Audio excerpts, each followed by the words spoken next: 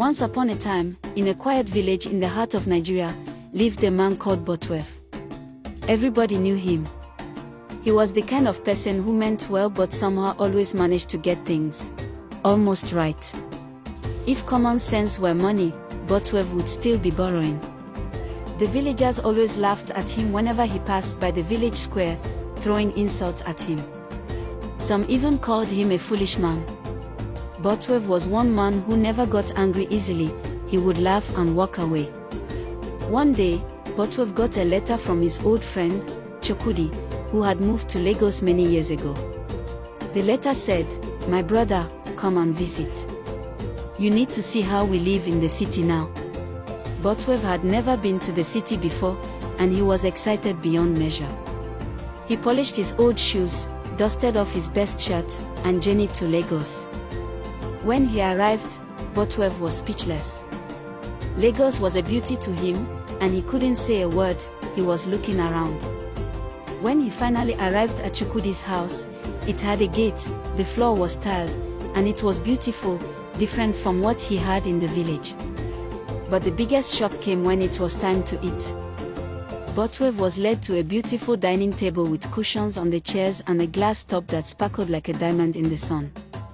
The food looked like something from television: jollof rice, fried plantain, egusi soup, and goat meat that was falling off the bone. And everything was served on a matching plate. Botwef couldn't believe his eyes. "Chukudi," he said, shaking his head, "so this is how you people eat here? Even the spoon looks expensive." After eating his food, he says with Chokudi, they talk about the old days in the village and laugh. It was a happy moment for both of them. The following morning, Botwef thanked his friend and returned to the village, determined to bring city life to his compound. As soon as he arrived home, he told the villagers everything he saw in the city of Lagos and how he was treated like a king. He returned to his hut and called his wife, Amoka. "My dear," he said, "we invite my friend Obina over tomorrow. You must cook your best soup, put meat, fish, everything. Kill the biggest chicken in the compound. I want to serve him like they do in Lagos." The following day, Botwef took some planks and nails and began hammering. He remembered that Chukwudi's table had been tall, or at least, in his mind, it was tall. His wife Amoka was surprised at her husband's behavior, wondering what he was doing. But she started preparing all the meals her husband requested. Finally, Botwef was fine making his dining table. He made his table taller. Much taller. It was taller than any man in the village. Even a palm tree and mountains were almost jealous. When Obina arrived, he was shocked. He was expecting a regular meal. But what he saw stopped him in his tracks. There, in the middle of the compound, stood a giant table. The food was at the top, steaming, delicious, and entirely out of reach. Botwef came out smiling. "Obina, welcome.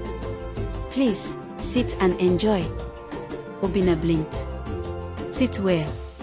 Enjoy how? Am I supposed to fly?"